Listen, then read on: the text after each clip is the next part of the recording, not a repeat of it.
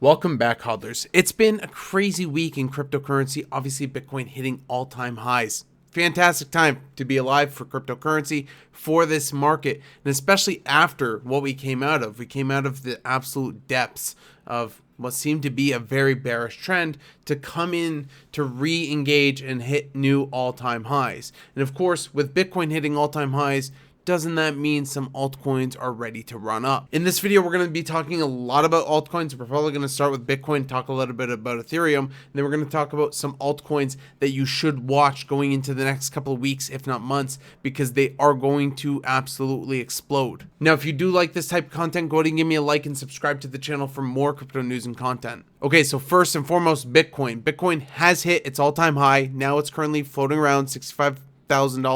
It was at 66,000 earlier today. Obviously, it's been bouncing up and down, hitting some new all-time highs, finding its new ground here in a mini price discovery.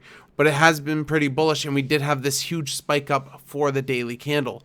So it does look pretty good for Bitcoin, up approximately 2.5% on the daily. Cardano, however, is also up at 3.5%. Now, I don't want to talk about Cardano too much here because we will be talking about Cardano in a moment. And we do see other tokens like XRP up almost 5%. Ethereum up a whopping 6% on this huge candle here, reclaiming $4,000 to go up to 4,100. Now, we do have some losers, but we also have some incredible winners like Solana. So if you were somebody that was buying Solana around the time that I was talking about when you should be buying because it got to the low price, well, now we're up approximately 11% on the day. So there's a lot of movement right now in cryptocurrency, and it makes sense because Bitcoin is soaring, so the rest of the market is kind of following. Looking at the Ethereum chart, it is almost close to reclaiming all-time highs. We're not quite there yet. We need to get to approximately $4,600. So we're not far off of where we could go. Now, in terms of where Ethereum is going to go by the end of this market cycle, I mean, I can only hazard guesses here. I think at this point, $10,000 is conservative. I'd be happy with a $10,000 Ethereum. Absolutely. I do think it's going to be somewhere in between 10,000 to 20,000. More so, that's probably where we're going to have. Maybe it'd be 12,000, maybe it'd be 15. On the high end is more on the lucky chance if it really goes up. But we'll see exactly where Ethereum is going to go. I definitely think 10K is in the cards, but is like 5K in the cards in the near term by the end of the year or even earlier. I think something like that is very realistic with how much momentum Bitcoin's having. And obviously Bitcoin's going to continue down this path and continue clocking in some all-time highs. But what does that mean for Ethereum? Because essentially, a lot of times when Bitcoin pumps, usually it goes a major altcoin like Ethereum and then the high cap altcoins, and then a lot of the lower caps start following. You might get little spikes here and there showing, hey, there's life in the market, like we had when the market started. If anyone remembers, Theta just went off on a tear, and that kind of prompted everything to look really bullish after that little run up. So things like that are going to happen in the next little while, and it's very important that you keep that in perspective, because looking at Bitcoin all the time, you get a little tunnel vision. And I know we've been talking about Bitcoin a lot, and it really matters in terms of determining when we can be bearish and bullish. And right now, we can be very bullish. So this is where I turn to looking at what altcoins can really turn in a profit. Already, I made some money in the dip buying some altcoins that I thought I would never buy again, but they just got down to a price that I couldn't say no to. One being Polkadot. So we're going to be talking about 6 or so. There's 6 and then some tokens that I think you should be watching. And now I'm also going to lump in coding and other tokens that kind of match. So for example, Polkadot, I'm going to talk about PSwap, so stuff like that. The first token that I'd really like you guys to pay attention to, especially as you're looking at restructuring your portfolio, maybe you're looking at taking profits from some things, getting rid of some positions. One thing, if you don't already have it and you're a bull on Ethereum, which I am a bull on Ethereum, even though I'm more bullish for Polkadot to do well and have a better infrastructure down the road, I'm absolutely a bull on Ethereum. I don't think it's going anywhere.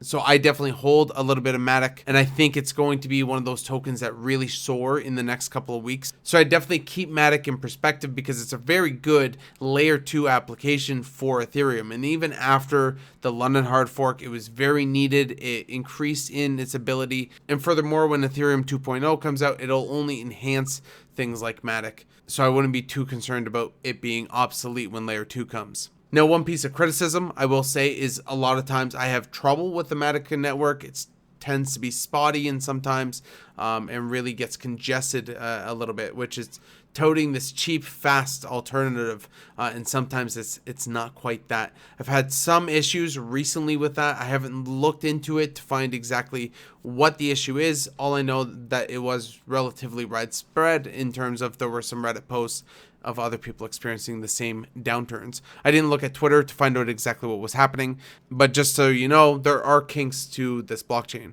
That being said, the total supply and the maximum supply is 10 billion tokens. The current circulating tokens is 6.7 billion. And the total market cap is roughly $10.2 billion. And it's only ranked 21. So right now it is up 5.3% on the day. And you can see where that initial run up hit and how far it went down during the kind of capitulation. So we do have a lot more to go until we reach all-time highs. So back up to the $2.50 range, give or take. Most likely we are going to see that in the near future as more people kind of gravitate to the Matic system. So you're at least looking at a $1 increase per Matic. Of course, this is in the near term because I definitely think over time, Matic can do a lot more, potentially even reaching up to $8, $9. The next token that I'd really recommend that you keep an eye at is Cardano, because obviously we have a lot more things coming out for Cardano. Chainlink has partnered up with Cardano to help build their DeFi infrastructure, their dApp infrastructure, and the smart contract portion of that. So that is underway. There's going to be a lot of dApps coming out, being Sunday Swap. There's going to be a couple of different offerings to stake your ADA to earn a token for dApp platforms that are out. So just keep that in mind, keep present and understand what's happening in the news, really research things, and then get into any projects that you see viability and use from. So Cardano is definitely going to explode over the next couple of weeks to months. I definitely think for something like Cardano, it is an $8 token. I know a lot of people say, hey, $43 Cardano, hey, $24 Cardano. I like to keep things a little bit more realistic, and for the market capitalization and the circulating supply, I believe $8 is pretty on par with where Cardano can go if the market cap for all of cryptocurrency increases from 2.7 trillion to roughly $10 trillion, which I definitely could see it increase to $10 trillion by the end of this market cycle, and I've really stood firm at that $10 trillion number. We'll see exactly if I'm right or wrong about that number, but if we do get an increase like that, I think all of these numbers are very conservative. So even if we fall short, between a $5 to $8 ADA is probably our target zone. So obviously keep this in mind because a lot of the dApps are going to be blowing up this ecosystem in the near future.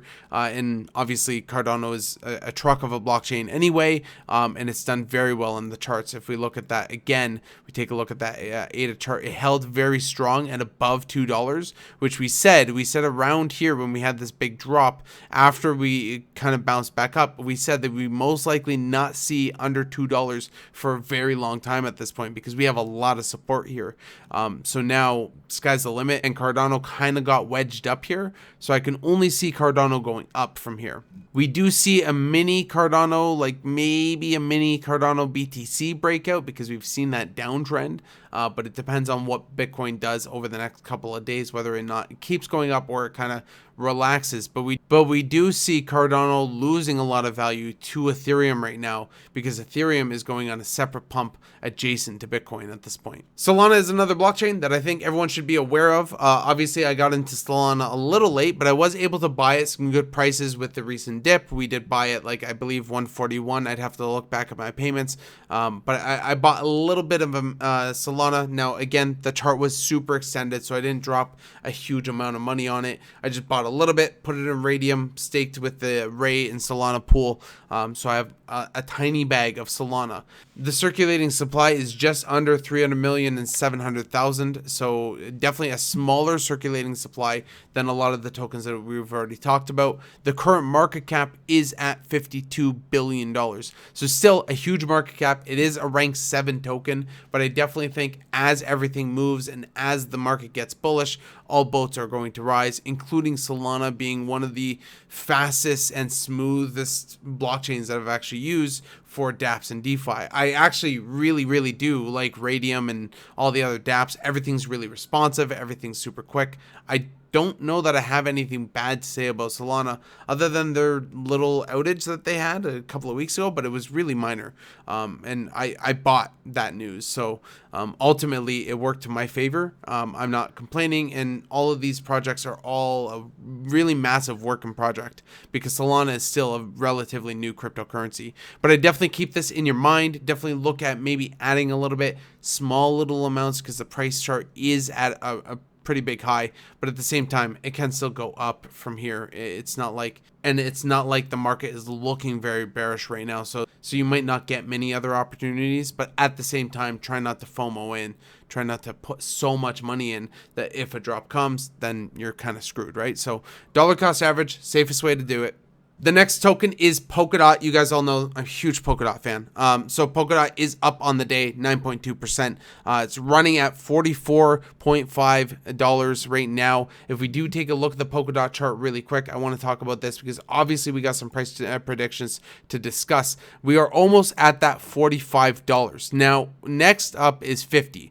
Once we hit around 51, that is our all-time high. Once we pass 51, we are in price discovery mode for Polkadot. We're very close to that. Now, I think conservatively, if you're looking at price predictions by the end of the market cycle, again, conservatively, I'm talking about maybe $150 Polkadot. We've talked about that in a number of videos, and I've broken out how much the market cap would have to be, and that is roughly a 237% increase from where it is right now. So it's roughly, give or take, almost a 3x. But I think this is a blockchain that can really do it. And we also have the parachain auctions that you need to kind of keep in perspective. One parachain auction that you really want to keep a close eye on is Moonbeam. We talked about Moon River for KSM when KSM launched their parachain auction. Moonbeam is the next up on the list.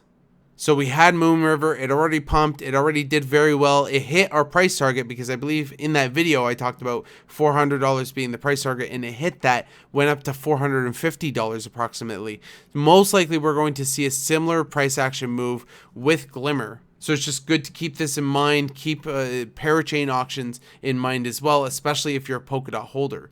So we have Glimmer, Moon River, Mover, and Glimmer. Glimmer is obviously the Polkadot, and if you're wondering exactly what Moonbeam is, it's like an Ethereum counterpart for the Substrate network, for the Polkadot network. So definitely keep this in mind. This is going to have a lot of similar moves as Mover. Now the pre-registration is open, but unfortunately it excludes a lot of people like Canada and the United States. So if you can, I'd highly encourage you to pre-sign up. The next blockchain to kind of keep in your focus is Vechain. Vechain is a supply chain blockchain, current circulating supply of 66 billion tokens, and a market cap of 8 billion. So not a big market cap at all, approximately ranked 25 cryptocurrency. Vechain is a supply chain solution blockchain. It tracks the origins of a product all the way to the end. It's nowhere even near its all-time high, and it's most likely going to reach back to its all-time high, and then much more. I do think that we will see as close to $1 by the end of the market cycle. I know $1 is a little lofty, but a lot of people believe in $1 Vechain being pretty easy to attain. And there's a lot happening for Vechain, a lot of news coming out very often. The blockchain is very active, very needed in things like counterfeiting goods, factory farming, mass producing, stuff like that. So there's a lot of benefits for having a supply chain solution. And obviously we see the destabilization in the world. We see shortages in our supply chain and things that are just not up to snuff. And Vechain is something that would directly allow us to enhance our supply chain systems as we have it today. So absolutely keep this in mind. We're definitely going back to all-time high, if not the dollar for Vechain. The next set of tokens I'm going to talk about are not just one specific token. I have Mana up here, but I'm also going to be talking about Theta, and I'm also going to be talking about Engine because I kind of lump them all in the same thing in my mind. Now I know they don't all do the same thing, but you should at least have, at this point, you've heard about NFTs and you've heard about gaming and you've heard about other things, video platforms and everything else, it's time to include that in your portfolio, because blockchains aren't only for source of value, they also have utility. So things like Decentraland, the native token Mana, is up approximately 10%. It's at 82 cents. We did make a video about Decentraland, looking pretty interesting in terms of a VR platform and a blockchain VR platform that people can showcase their NFTs in a player-built house, buy property on certain areas. There's a big piece of land that giant organizations own that have like shopping centers, malls within Decentraland. Now, I'm not saying that Decentraland is the future, but I definitely think VR is the future. And Decentraland is one of the early organizations getting into this VR blockchain space.